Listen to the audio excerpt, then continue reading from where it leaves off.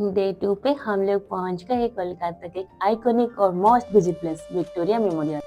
सुबह का टाइम था, हल्का सा कूल वेदर और फ्रेश हवा। एंट्री गेट पर पहुंचते ही एक अलग ही एक्साइटमेंट फील हो रहा था। सबसे पहले हमने टिकट लिया और अंदर एंटर किया। गेट क्रॉस करते ही सामने क्वीन विक्टोरिया की ग्रांड स्टेच्यू दिखी।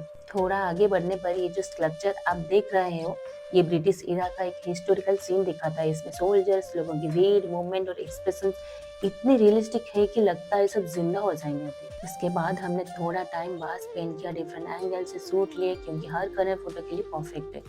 व्हाइट मार्बल्स की बिल्डिंग सनलाइट में शाइन कर रही थी। फिर हम अंदर गए और इंटीरियर देखकर सच में अमेज हो गए। यहाँ हमें पता चला कि विक्टोरिया मेमोरियल का कंस्ट्रक्शन 1906 में स्टार्ट हुआ था और 1921 में कंप्लीट हुआ। अंदर का म्यूजियम हिस्ट्री से भरा हुआ है। ब्रिटिश टाइम के पेंटिंग्स, रही डॉक्यूमेंट्स और काफी पुरानी चीजें यहाँ प्रिजर्व करके रखी गई।